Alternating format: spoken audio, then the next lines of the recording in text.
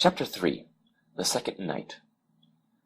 Walking a little ways down the hall, Batman stopped and turned. Sliding into a dark corner, he stood stock still and waited. Came an infuriated yell from Croc's cell. I told you to forget this, stupid. Batman's eyes widened as he listened to Croc seemingly yelling at no one. The yelling soon became a cry for Batman to come take away the dumb toy. Suddenly, this shouting died away, and Batman couldn't hear Croc anymore. Batman whipped out a small earpiece and attached it to one ear. He listened in silence to the small microphone he had planted on Croc's door, as, down the hall, Edward Nygma stared cautiously at the cell door. "Well, sir, how did it go?" asked Alfred, dusting off Bruce's cowl as he sat in front of the computer analyzing what he had recorded from last night. "I don't know," said Bruce, hitting rewind. "Something definitely happened with Croc. I don't know what exactly, though. Every time I tried to get closer to the cell, I kept getting interference on the earpiece." "And I see that you retrieved the test object when you were through with it," said Alfred, picking up the small yellow pony. "That was here when I got back this morning," said Bruce, pressing play on the keyboard. "These toys are far from ordinary." "So what's on the agenda for today?" Bruce looked up at Alfred and, pulling his cowl down over his eyes, said, "Observation of the subject." "Shall I pack you a sandwich for lunch, sir?" But he was already gone. The nurse never knew what hit her. One minute she was walking down the hallway with an empty tray of food, and the next she was in a dark corner with a gloved hand over her mouth. "I need to ask you some questions," said the Batman, removing his hand from her mouth. "About Croc." The nurse stepped back and took a long breath. "I just took him his meal. The only thing I noticed was that he seemed rather tired." "Tired?" "Yes. Usually he grabs the food and growls at me. But today he just took it and sat down on his bunk. His eyes were red." Batman's eyes narrowed and he stepped back into the shadows. The nurse blinked and he was gone. Batman sat in the Batcave, staring intently at the yellow toy in his right hand. "Who's winning the staring contest?" asked Dick, coming down the secret passage from Wayne Manor. "These aren't ordinary plastic toys. They seem to induce some sort of hallucination in their subjects, or create a localized magical experience." "What do you mean?" asked Dick, picking up another one of the toys. Croc was talking to this toy like he was actually alive. I could only hear his side of the conversation, though. "Sounds to me like a hallucination." "Possible. I ran his speech through an audio speech algorithm, and it looks as though he definitely believes he was talking to someone. However, the algorithm also told me that his speaking pattern was normal, so his brain functions were unimpaired." "Not hallucination." "Probably not. I've been trying for the past 2 hours to see if I can trigger the same function in these toys for me."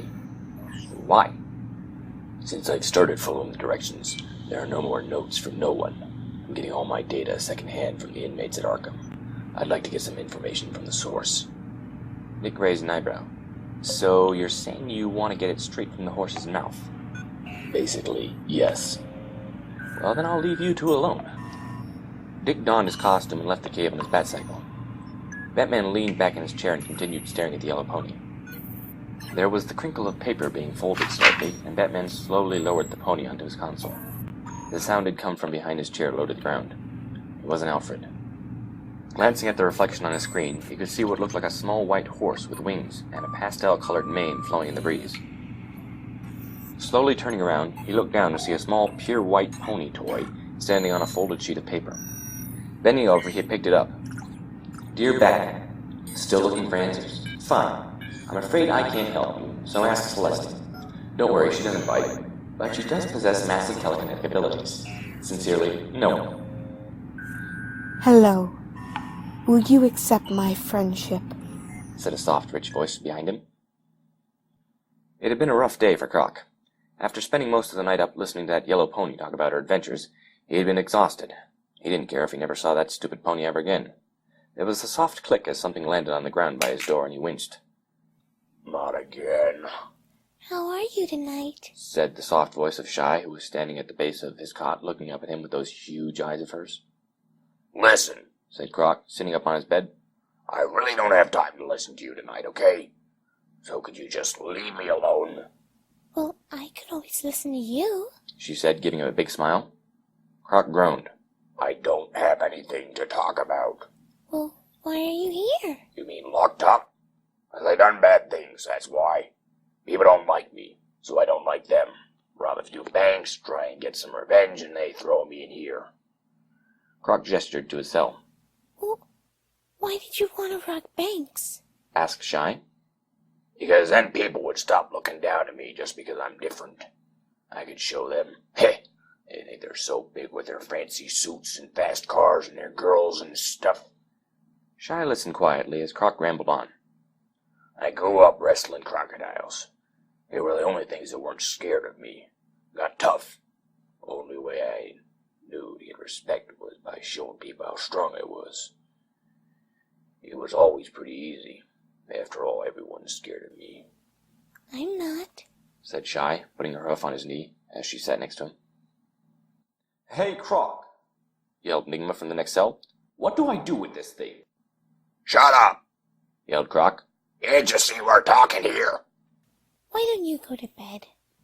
Said Shy, jumping off his bed and fluttering a little ways above the ground. I'll sing you a lullaby. Croc lay down as caught and grunted. No thanks, I'm good. Hush now, quiet now, it's time to lay your sleepy head.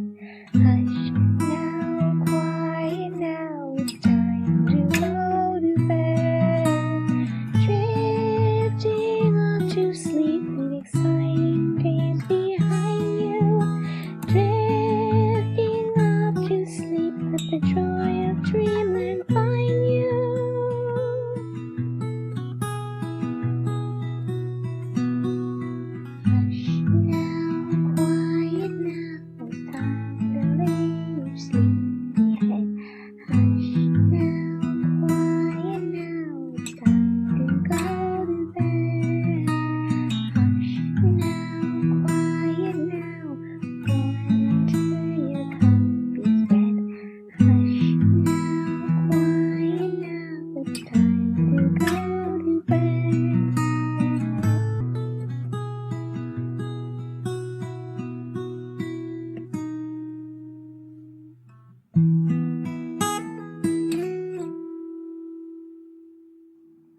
As Fluttershy stopped singing, she could hear Croc snoring loudly.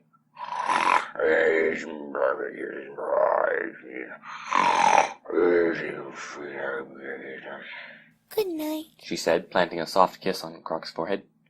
As she left, no one was there to see the smile on Croc's face as he lay there in his bed, sound asleep. Edward Nigma watched as the Batman stepped out of the shadows and slowly slipped something into Croc's cell. "What was that?" he asked, standing up and moving over to the door. "I didn't get a good look at it last night." "You'll see," said Batman, turning around and walking towards Nigma's cell. Nigma wasn't one to be easily scared. He had faced the Dark Knight many times before, and knew that he could hold his own from an intellectual standpoint. But something about the way that Batman was looking at him told him this was something completely different. Nigma stepped back and raised an eyebrow at Batman. "What do you mean by that?" Batman reached into his utility belt and held something up between his first finger and thumb. With a flick of his wrist, he sent it flying through the air to land inside Nigma's cell. With a swish of his cape, he was gone. Nigma carefully approached the small purple thing that Batman had thrown and bent down to inspect it. It was a small plastic toy, no bigger than a bar of soap in the shape of a cartoon horse. After listening to Croc most of last night, Nigma was wary of whatever this was. Slowly he removed his shoe and scooped up the toy, being careful not to touch it. Sitting on the bed, he examined it carefully. Nigma dropped the shoe in surprise as the toy sneezed. The purple creature emerged from the shoe on the ground and looked up at him. You know it stinks in there, right? Nigma didn't know what to say. Hello, any pony at home? It said, waving a hoof at him. Nigma got down off his bed and, looking carefully at the thing on the floor, he said, "Are you real?" It snorted. I should think so. That sounds like the kind of question Pinky would ask. Of course I'm real. "And what is your purpose here?" I'm here to make friends. "With whom?" You, obviously. Nigma grinned. "I see. All right then, purple horse toy." Twilight Sparkle. Nigma gave her a look and continued.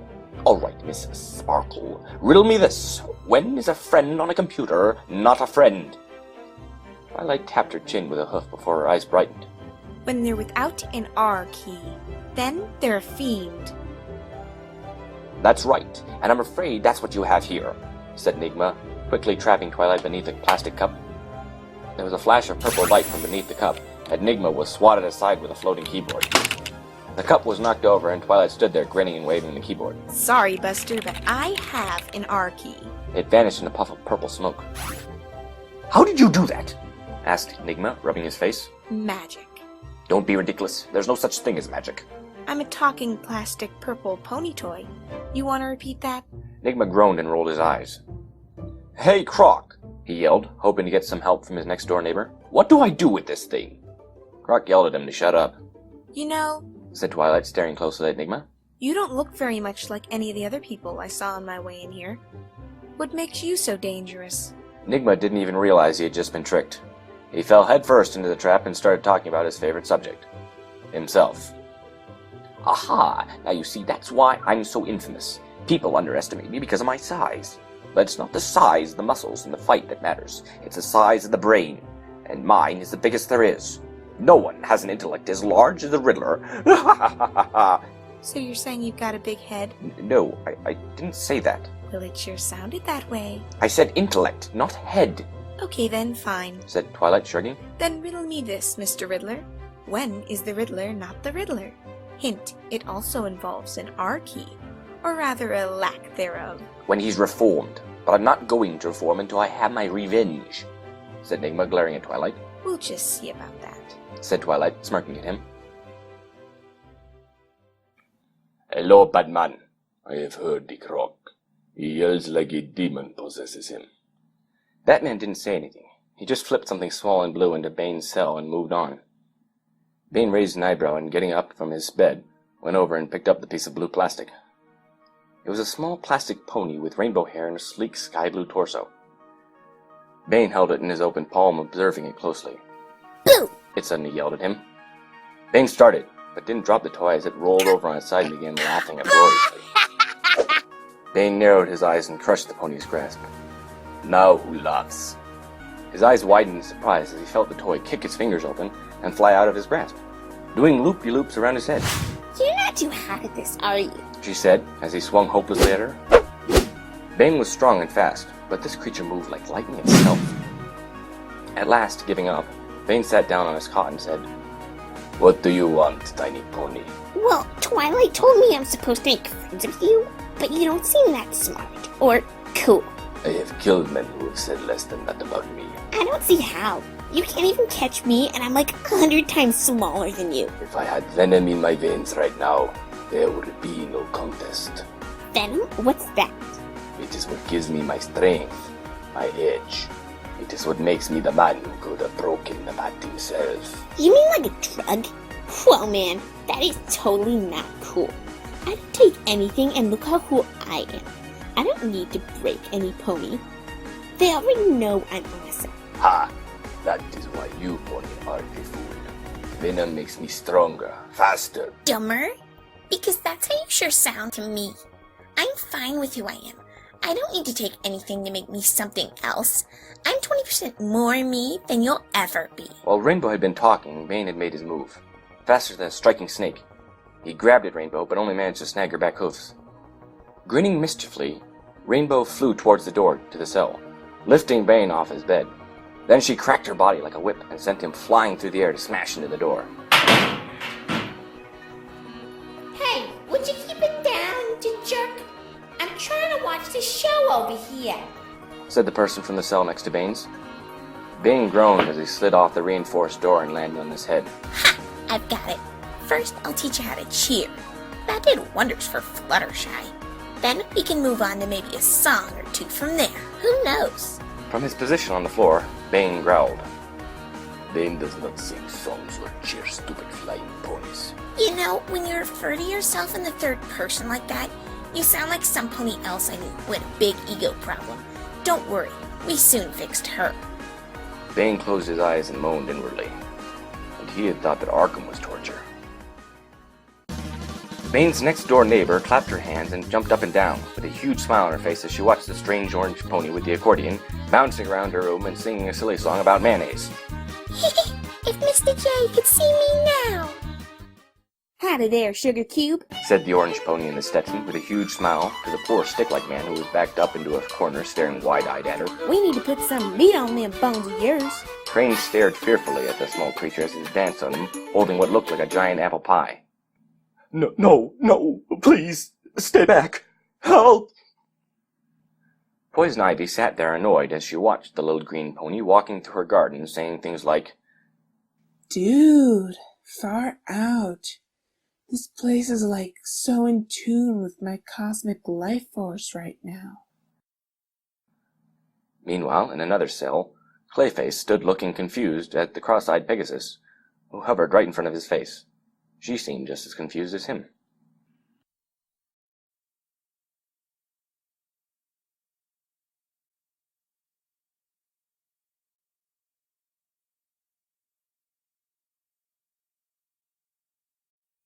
Chapter 4. Crazy? Meet Crazy. Joker had been listening carefully for the past few hours. He had heard the rest of the prisoners in Arkham complaining as Batman distributed his little gifts. However, unlike the rest of the prisoners, or even Batman himself, he could hear everything that was being said. He listened intently as Croc caved, Riddler retracted, and Bane bombed to the strange whisperings of their little gifts. When Batman got to his cell, he was sitting there cross-legged on his cot, grinning wickedly. Batman tossed a pink toy into his cell and left. Joker just sat there staring at it, his smile widening, waiting for the fun to start. And waiting. And waiting. Joker's smile wilted, and getting up, he walked over and picked up the toy. "Well," he said, glaring at it, "where's the big show?" Disappointed, he tossed the toy out of his cell and lay back down in bed, glowering. How come they get to have all the fun? Muttered Joker, closing his eyes. He was awoken by the sound of someone giggling. Looking down, he saw the pink toy standing on his chest. Its hair lay flat, in its hoof it grasped a sharp steel knife, and her smile was barely visible behind those crazed eyes. Joker jolted awake and fell out of bed, landing on the floor. Standing, he looked at his bed and found the pink toy lying there back to its bright and happy self. No knife, just a huge smile which now seemed a whole lot creepier. Joker chuckled a little without taking his eyes off the toy and picking it up, said, So, that's how you want to play it. Without warning, he bit the head off the toy and spat it out of his cell. Taking the rest of the toy, he jammed it into his shoe and started doing jumping jacks. Now who's laughing? He chortled, then his face froze. Grimacing, he shivered and then laughed aloud. Yanking off his shoe, he yelled into it. Tickling's against the rules. The shoe was empty. Backing slowly towards the door, Joker's eyes darted around the room, looking for any shade of pink. Back against the door, he froze as he spotted the pink toy standing in the middle of the room, head reattached.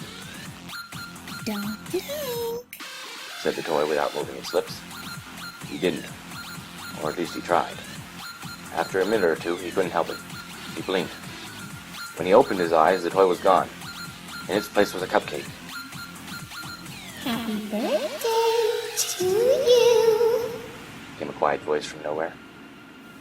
Happy birthday to you. Happy birthday to Joker. A giant set of blue eyes popped up right in front of him, and his head automatically jerked backward, slamming to the door. Pain throbbed through Joker's skull. He shook his head, opened his eyes, and found he was lying in bed. Glancing quickly at his chest, he was relieved to find it bare of the pink monster. He looked around and discovered it was standing by the door, staring at him with that huge smile on its face. Getting up, he moved slowly towards the toy. Stopping about a foot away, he licked his lips and said, What do you want? The smile vanished from the toy's face as it started to speak. Hi, I'm Pinkie Pie, and you're crazy. The rest of the people here have problems, but you're really crazy, and none of the sane people here can help you. You've got a nice big smile on the outside, but on the inside, you're all frowny. That's why I'm here. I figure the only way to cure you is to out-crazy you. I'm going to drive you sane. Now, let's turn that big frown upside down. The pink horse swiped at the floor with one of her hooves. The entire room swung upside down, and Joker landed on the ceiling. Reaching out, the Joker grabbed her in his hand and held on as tightly as he could. There was a... and she jumped out of his grasp, followed by another one, and another one, and another. As Joker held on for dear life to the pony in his right hand, the room began to fill up from ceiling to floor with bouncing pink ink lines, all yelling, "Bye!" Joker floundered in a sea of pink that kept pinching, poking, and prodding him. Let's put a smile on that face, Said one of the duplicates as two more grabbed his face and stretched it into a wide smile. Pure terror gripped the Joker as he went under and he could feel his mouth and lungs filling with pink pony. He couldn't breathe, couldn't move, and they just kept coming. Joker sat bolt upright in his bed and looked toward the door to see the pink pony standing there with a huge smile on her face and a small metal top spinning in front of her. Joker gulped and sat back down on his bed, trying to figure out his next move. Rarity waited patiently in Batman's hand for the moment when she would meet her new friend. She felt herself leave his grasp and fly through the air to land softly on a rather dirty mattress. Getting up, she looked around to find herself in a small, sparsely decorated room with a set of doves sitting on a perch. Hello, my name is Rarity. She said, trying to be polite. "Greetings, Miss Rarity," said a squat person from a corner of the room. "What is such a fair lady as yourself doing in a place like this?" I'm looking to make a new friend. said Rarity. Who, may I ask, am I addressing? From the shadows stepped a short, wide man wearing a monocle, carrying a walking stick, and wearing prison garb. "I am the Penguin," he said, bowing low. "A gentleman thief par excellence, sadly captured and incarcerated here like a common criminal." In my opinion, a gentle colt is some pony who gives rather than takes, said Rarity, tossing her hair. "A truly noble ideal, yet sadly antiquated in Gotham," Antiquated my hoof! said Rarity, slamming her hoof down on the bedsheets. I cannot imagine some pony of such noble bearing aspiring to such plebeian pursuits as larceny. Penguin swelled his chest in pride at being called noble, and coughed politely. "You truly think I possess a noble bearing?" That I do. Why, I could see some pony of your caliber doing great things for people. Why, you could be mayor if you truly applied yourself and treated others the way you wish to be treated. I always live by the golden rule, and so far I have never been lacking for anything. "Well then, stick around, mademoiselle," said Penguin, adjusting his monocle. "I feel as though some pony with your qualities could greatly improve a morality such as my own." It would be my pleasure, said Rarity, smiling graciously at him. Stop that, he said as the coin came down and landed on edge again. I'm sorry. I just find it odd that someone of such obvious intelligence would resort to such a method for determining their path through life. Two-Face picked up his coin from the floor and glared at the navy blue alicorn, as she called herself, sitting on his bed. I already told you, the coin makes the decisions. Heads I win, tails you lose. Shut up. You don't know what it's like to be a freak. A monster. On the contrary, I know all too well what it's like. The only difference is that while I was consumed with hate, you still have half a chance to be the man you once were, she said, her face becoming somber. Two-Face flipped the coin again. This time it landed flat on the ground. However, the man who was once Harvey Dent didn't even glance at it. He merely stared at the wall as his good hand clenched and unclenched.